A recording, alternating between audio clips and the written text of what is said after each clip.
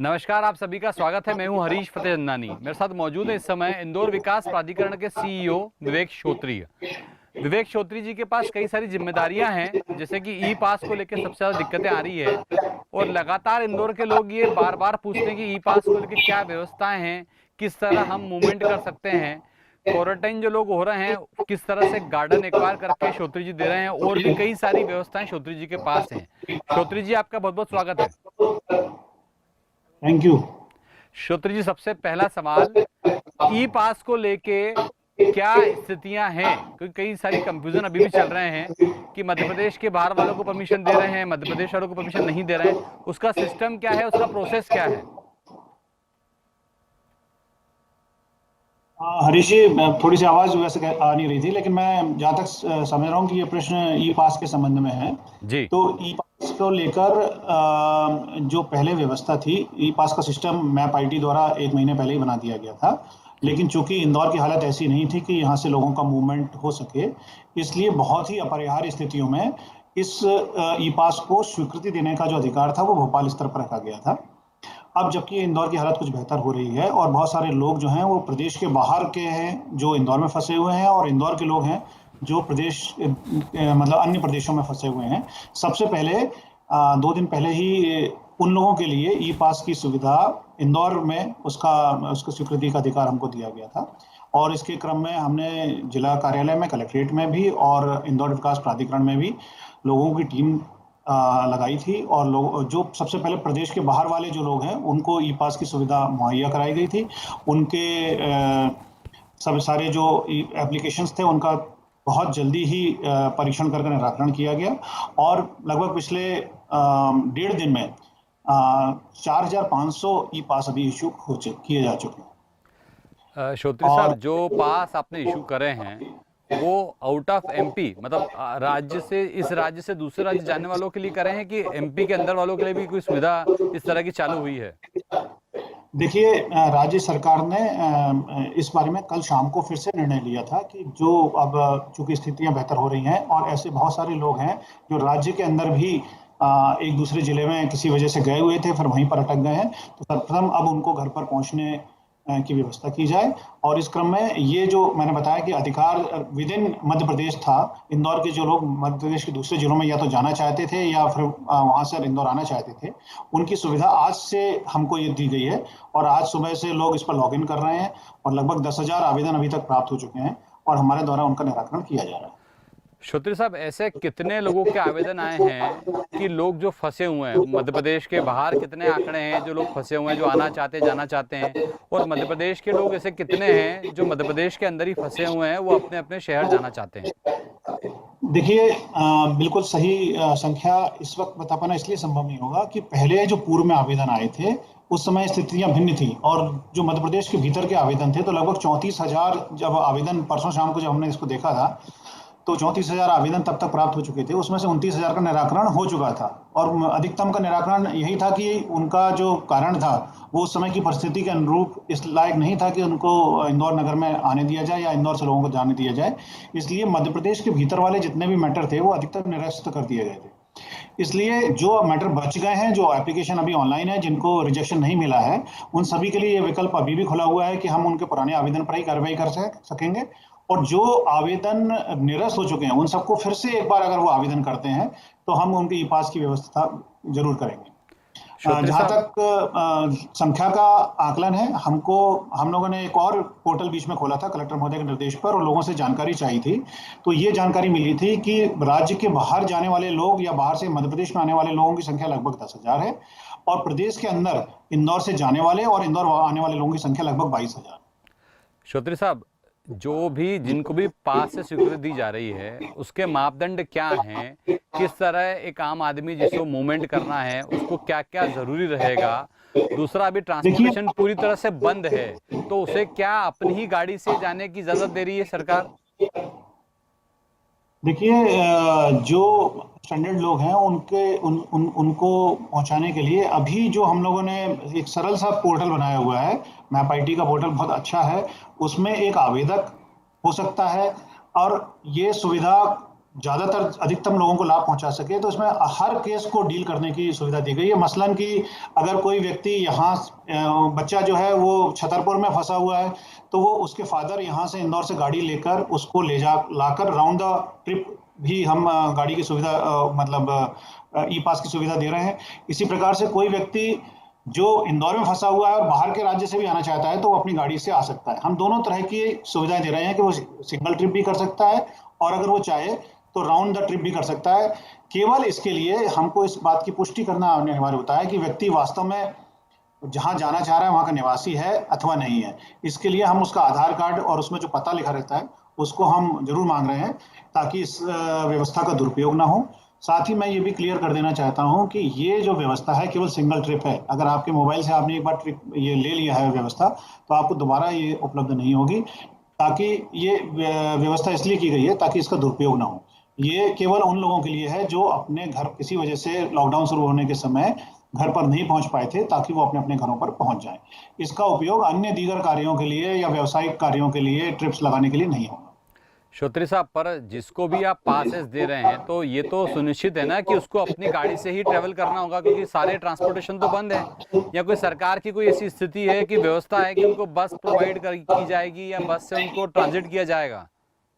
नहीं, अभी जो प्रथम चरण में हम लोग जो ई पास दे रहे हैं उसमें उनके लिए है सुविधा कि गाड़ी की जो प्राइवेट व्हीकल है उनकी व्यवस्था उनको स्वयं करनी पड़ेगी।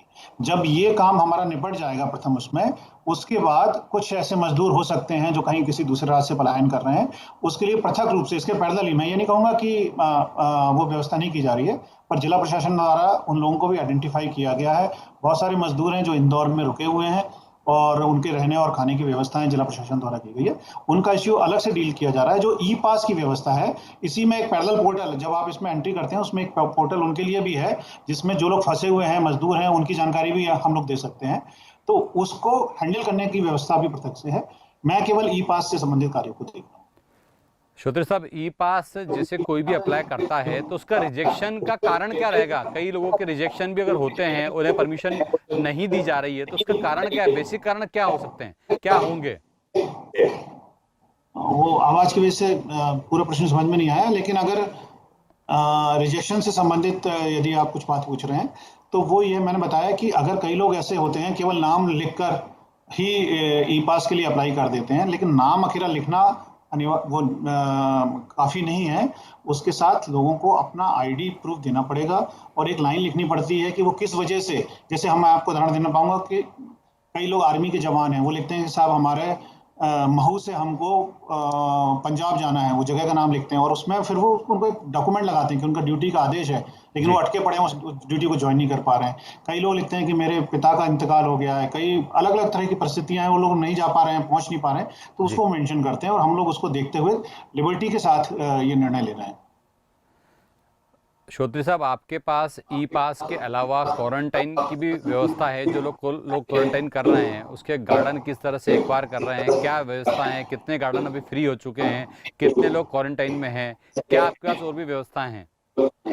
जी, मेरे को मूल रूप से क्वारंटाइन जब नए कलेक्टर साहब आए और उन्होंने मुझे दायित्व दिया था कि जो लोग तब तेजी से शहर में कोरोना के प्रकरण आ रहे थे, तो जो सबसे पहली चीज की जा सकती थी और आवश्यक थी वो ये थी कि उन लोगों को और उनके संपर्क में आने वाले लोगों को बाकी मुख्यधारा से अलग रखा जाए। और तब तक लॉकडाउन यद्यपि लग चुका था, लेकिन चूंकि लोग संक्रमित हो चुके थे, जिसको हुआ था और केस जिसका टेस्ट हो गया उसको तो मालूम था, लेकिन उसके परिवार के लोग या उनके संपर्क में आने वाले लोग, उन लोगों में भी संक्रमण हो रहा था। तो हमारे यहाँ जिला प्रशासन से टीम्स बनी और उन्होंने उनको आइडेंटिफाई किया कि एक व्यक्ति ने लगभग किस क्षेत्र को प्रभावित किया होगा और ऐसे लोगों को तुरंत क्वारंटाइन करने की आवश्यकता थी। वो कार्य मुझे सौंपा गया था और ईश्वर की कृपा से मैंने सभी जो शहर के मैरिज गार्डन हैं, होटल मालिक हैं, हॉस्टल्स वाले हैं, उन सभी की सूची लगाई और सबको फोन लगाया और सबसे अनुरोध किया कि ऐसी विपदा की घड़ी में आप लोग सब लोग सहयोग करें। और इस क्रम में सभी लोग, पूरे शहर के जितने भी होटल और मैरिज गार्डन से संबंधित व्यवसाय रखने वाले हैं लोग हैं, काफी लोग हमारे पास आए। उन्होंने खुद आगे बढ़कर अनुरोध किया कि आप लीजिए इनको। और इस क्रम में हमने 46 जो है मैरिज गार्डन और होटल्स प्राप्त किए उसमें हमने इंदौर डेवलपमेंट अथॉरिटी के जो पूरा स्टाफ है लगभग 350 लोगों का उसको उनकी देखभाल के लिए लगा दिया। लोगों को क्वारंटाइन सेंटर्स में पहुंचाया गया। 46 सेंटर्स में रोज 50, 100, 200 लोग बढ़ते बढ़ते एक समय में 1688 लोग हो गए थे। जी। और उनके लिए चाय, दूध की व्यवस्था, ब्रेकफास्ट, दोनों टाइम का खाना, उसके लिए भी हमने जन सहयोग मांगा और शहर की कई संस्थाओं ने इसमें आगे बढ़कर हमको सहयोग किया। और लगभग 1 माह तक हमने सबके सहयोग से जिला प्रशासन के निर्देश पर ये कार्रवाई संपादित कराई। और ये बड़ी अच्छी बात है कि जो 1688 के बाद बढ़ते बढ़ते जो टोटल आज तक हमने लोगों को क्वारंटाइन किया है वो संख्या 2600 से अधिक है, 2700 के आसपास पहुंच चुकी है। और उन 2700 में से ही अपने इंदौर के जितने पॉजिटिव केसेस निकले हैं लगभग 1/3 से भी ज्यादा, लगभग 40% केसेस वो क्वारंटाइन केसेस उसमें थे। तो हम अंदाजा लगा सकते हैं अगर इन लोगों को क्वारंटाइन सेंटर्स में नहीं भेजते तो ये लोग कितना संक्रमण और फैला सकते थे। तो क्वारंटाइन सेंटर्स की व्यवस्था बहुत अच्छी और सफल रही और 14 दिन के अंदर सभी का एक बार पूरा टेस्ट दोबारा हुआ। जितने लोग क्वारंटाइन सेंटर्स में पहुंचे और जितने भी लोग नेगेटिव आए उनके जैसे ही 14 दिन पूरे हुए उनको वापस उनके घर में फिर क्वारंटाइन कर दिया गया। और अभी वर्तमान में केवल 500 के आसपास लोग क्वारंटाइन सेंटर्स में हैं। हम ये भी प्रयास कर रहे हैं कि अब जो है अधिक से अधिक लोगों को जो सक्षम है, जिनके घर में अलग अलग कक्षों की व्यवस्था है, वो अपने घरों में ही क्वारंटाइन रहें। लेकिन कई बार ऐसे प्रतिदिन आ ही जाते हैं केसेस कि भले ही एक व्यक्ति किसी मोहल्ले में संक्रमण में आया हो, लेकिन अगर उसके आसपास में 2-4 घरों में या उसके बड़े परिवार हैं और उनमें लोगों को रहने की व्यवस्था नहीं है तो हम उनको किसी भी होटल में क्वारंटाइन, इंस्टीट्यूशनली क्वारंटाइन करते हैं। श्रोत्री साहब, और किस तरह की व्यवस्थाएं आपके पास हैं? जी, और किस तरह की व्यवस्थाएं आपके पास हैं और क्या क्या चीजें आप देख रहे हैं? इसके अलावा फिर जब ये सेकेंड स्टेज आई, जब हमारे इंदौर के लगभग सारे अस्पताल जो हैं वो रेड हॉस्पिटल्स जो हैं जहां पर इन लोगों का इलाज चल रहा था, उसमें पेशेंट्स 2 तरह के पेशेंट्स होते थे। एक पेशेंट्स वो थे जिनको कि संक्रमण के आधार पर सिम्टम भी थे, खांसियां भी आ रही थी, बुखार भी था और तेजी से उनकी हालत खराब हो रही थी।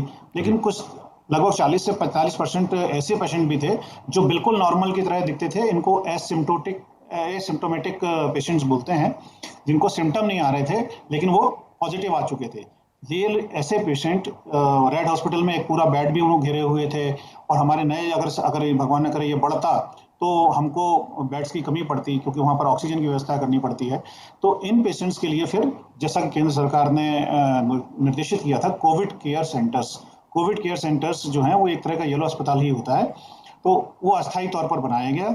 ये अस्पताल जो कोविड केयर सेंटर्स थे, इसमें हमने 5 अस्पताल बना लिए थे, जैसे कि वाटर लिली है, प्रेसिडेंट पार्क है और TCL है, गार्डन है। तो इस प्रकार से सेवा कुंज हॉस्पिटल है। तो ये सभी में हमने लगभग 700 से 800 बेड्स की व्यवस्था ऐसी की थी कि एसिम्प्टोमेटिक जो पेशेंट्स हैं वो लोग वहाँ पर आए। उनकी सारी व्यवस्थाओं में से जो फूड से संबंधित कार्य था वो भी हमारी टीम ने देखा। तो उनको ब्रेकफास्ट, दूध, चाय, काढ़ा और मेडिसिन, ये सारी की व्यवस्थाएं सप्लाई करने का काम इंदौर विकास प्राधिकरण ने किया। और मुझे खुशी है कि वहाँ से भी काफ़ी संख्या में जल्दी लोग पेशेंट्स जो हैं वो अब उनकी रिपोर्ट्स नेगेटिव आ रही है। आप ही के इंदौर विकास प्राधिकरण के एक अधिकारी भल्ला जी को पॉजिटिव आया था, उसको लेकर के भ्रांतियां भी आई थी कि और तो किसी को इंदौर विकास प्राधिकरण के अधिकारी को इस तरह का पॉजिटिव सिम्टम्स नहीं आया है। तो भल्ला जी की स्थिति कैसी है और बाकी की स्थिति कैसी है? क्या उनके जो संपर्क में लोग थे उन लोगों को भी कोरोना का पॉजिटिव लक्षण देखा जा रहा है क्या? ये बड़ी दुर्भाग्यपूर्ण घटना थी क्योंकि जब हमने क्वारंटाइन सेंटर्स की व्यवस्था संभाली थी तो उसमें फूड से संबंधित जो कार्य था लोगों की व्यवस्था का, उसमें 1-2 साथियों के साथ भल्ला जी भी लगे हुए थे। हम लोग का एक कोर ग्रुप था, हम लोग रोज यहाँ पर सुबह बैठते थे 11 बजे और स्ट्रेटजी बनाते थे। और उनमें से फिर जब जिस दिन भल्ला जी का ये खबर आई कि उनके स्वास्थ्य बिगड़ा है, पहले तो ये नहीं आया था, तो हम लोगों ने उनका हौसला बनाया और उनको छुट्टी भी दे दी थी। लेकिन जब वो विभिन्न अस्पतालों में रहते हुए लगभग 10 दिन उनको हो गए और फिर ये खबर आई कि वो अचानक वो पॉजिटिव हो गए, तो उनको अस्पताल भेजा गया। फिर धीरे धीरे उनके परिवार के 4 अन्य सदस्यों को भी हुआ। तो मैं अपनी संस्था जो इंदौर विकास प्राधिकरण है, इसके सभी अधिकारियों कर्मचारियों को धन्यवाद भी देना चाहूँगा कि सबने मिलकर उस ऐसा ट्रीट किया कि उनकी पूरे परिवार की व्यवस्थाएं संभाली और उनकी पत्नी, उनके पिताजी और उनका पुत्र कब कहाँ किस अस्पताल में हैं, क्या क्या उनकी ज़रूरतें हैं, वो सारा देखा गया। और निसंदेह शुरू में थोड़ा कर्मचारियों का मोरल डाउन भी हुआ कि जो विभिन्न क्वारंटाइन सेंटर्स में ड्यूटी दिन रात दे रहे थे, पर हम लोगों ने प्रतिदिन उनसे बहुत अच्छा संवाद बना के रखा हुआ था व्हाट्सएप ग्रुप के माध्यम से भी और उसमें, और उनको बताया गया कि अगर वो अपना सोशल डिस्टेंसिंग का पालन करेंगे, 3 चीज़ों का पालन करना होता है कोरोना में, कि सोशल डिस्टेंसिंग का पालन करें, किसी के 3 फीट से 6 फीट के आसपास कोई दूसरे व्यक्ति खड़े ना हो, हाथ में मास्क हो, चेहरे पे मास्क हो और हाथ में सैनिटाइजेशन की व्यवस्था हो। मैंने कहा कि इतना ध्यान रखते हुए, और क्वारंटाइन सेंटर्स में भी अगर अपन खाना सप्लाई कर रहे हैं तो बिल्कुल पेशेंट्स के या फिर जो भी वहाँ पर लोग हैं उनके बिल्कुल पास जाने की ज़रूरत नहीं है। और मैं खुद भी जाता था और हम लोग पहले से ही प्लानिंग कर लेते थे क्वारंटाइन सेंटर बनाने के बाद कि अगर वहाँ कमरों पर रुकेंगे तो उनका खाने की व्यवस्था कहाँ रखी जाएगी, उनकी टेबलें कहाँ रख दी जाएंगी, पानी कहाँ रखा रहेगा, ताकि जो उस प्रोटोकॉल को, जो प्रोसेस हमने बनाई हुई थी एसओपी, उसका पालन हो। और मुझे खुशी है कि भगवान की कृपा से आज तक कभी कोई किसी और कर्मचारी को, अधिकारी को किसी प्रकार की संक्रमण नहीं हुआ। जी, लगातार ई पास को लेकर के जनता कई सारे सवाल कर रही थी और ये हमारे साथ मौजूद थे विवेक श्रोत्री, जिनके पास ई पास का जिम्मा है।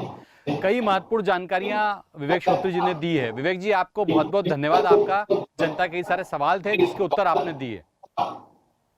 थैंक यू वेरी मच हरी भाई, थैंक यू। धन्यवाद।